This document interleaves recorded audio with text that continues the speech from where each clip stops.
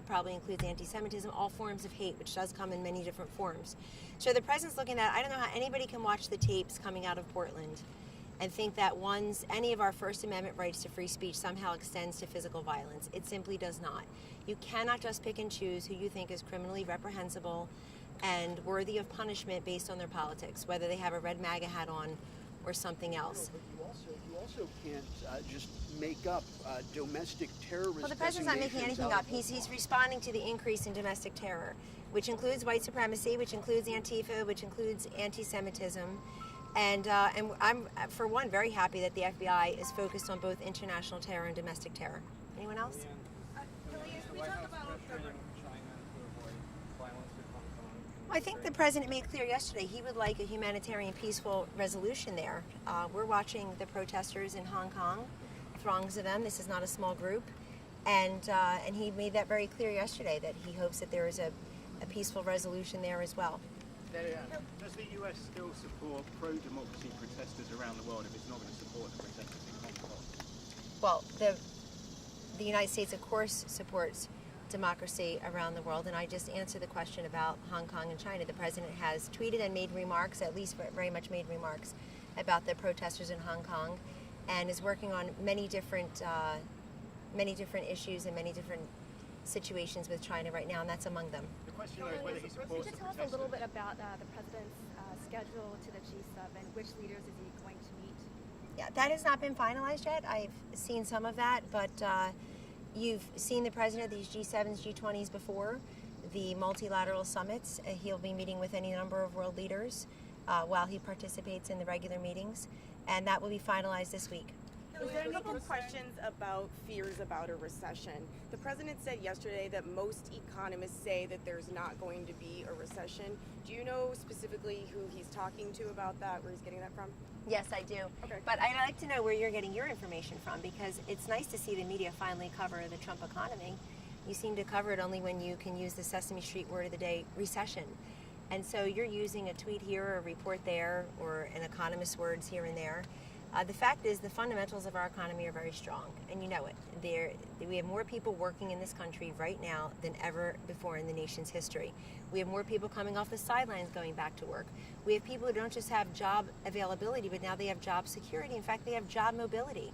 They can go and try to compete for one of the other 7 million plus jobs that are available, apart from the one they may already have, or the part-time one they may have, or one that doesn't have sufficient benefits or is too far from home for them, so that they've got all these choices. It's called freedom and free market.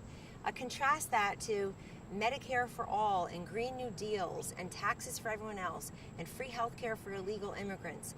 That would tank our economy, and everybody knows that. So I see now, post Mueller bomb, not bombshell, post hunt for collusion that never happened, conspiracy indictments that will never come to pass, I see now that we're focused on the economy, because you know that is the president's strongest suit. That a majority of Americans approve of the way he's handling the economy in most legitimate polls. So the fundamentals are strong. I would also say that consumer confidence is very high. The optimism is there. 500,000 plus manufacturing jobs since the president got elected. 6 million plus new jobs since the president got elected.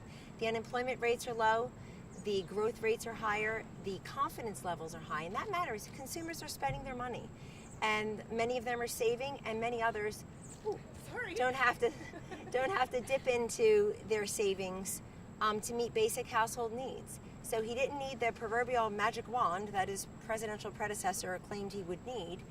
He just needed the courage that others did not have to cut taxes across the board, including for job creators and businesses and employers, to double the child care tax credit, to have an energy development program in this country that now lets us be a net exporter of natural gas and oil for the first time at these levels, and the deregulation agenda. You know, we hear from many property owners, small business owners, aspiring small business owners, that the deregulatory agenda, which is basically about 12 or 13 old regulations out for every new one in, and that new one in is important too, because regulation, if done properly, is very important to our nation, safety and well-being.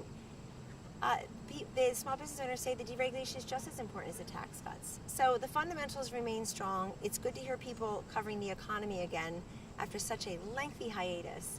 But again, you don't have a magic wand to say, and now we're in a recession. Last one. What kinds of regulation on guns would the president like to see? Well, the president, fortunately, a year and a half ago, had the courage to do what his predecessor did not, which is to sign into law the fix NICS. He did that in March of 2018. NICS is, of course, the acronym that stands for National Criminal Instant Check, background check system, thereabouts. Essentially, there were many loopholes in that, and he fixed that. And that was bipartisan. It was part of the budget deal, and that would have prevented the murderer, whose name I won't say, in Charleston in June of 2015 at the historically black church. That should have prevented Aurora. That should have prevented Sutherland Springs. In other words, people who should have failed their background checks if their prior felony convictions were in the system, and if the systems were talking to each other properly. The president also is looking at what we can do to take a look as a country at these fact patterns that are chilling to so many of us.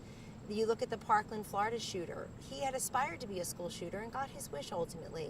But local authorities had visited his different homes dozens and dozens of times, and nothing happened.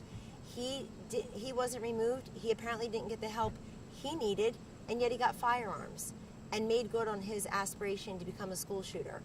The fact pattern in Dayton, Ohio, where this person has a kill list and a rape list for boys and girls respectively in high school, but somehow the juvenile records will not transfer over when he goes and legally procures firearms.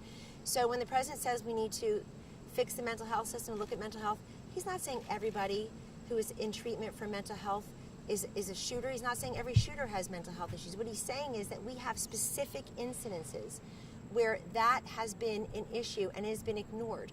I am very grateful and overwhelmed, really, with joy and gratitude to all of the first responders who worked arduously to stop those 3 would-be mass shooters just in this last week. It's been reported. Because people are learning that when you see something, say something after 9/11, doesn't just apply to packages, it applies to people. And the more people can stand up and say, you know what, this kid down the street is scaring everybody, he comes out with firearms, or seems a little off at school, or you can make anonymous tips. It can be investigated. And it can be investigated so that people who need help get it, and they don't get firearms when they shouldn't have firearms. All of this could be stopped. There's a great Politico article from about 3 days ago. Really, all of you should read. It's basically entitled, the real reason why President Obama never passed gun control or never took action on it. But it goes down chapter and verse of how he didn't really campaign on it in 2008 or 2012. You had a lot of Democrats in the United States Senate, including some who are still serving on Capitol Hill when they're here, who voted against the assault weapons ban in 2013.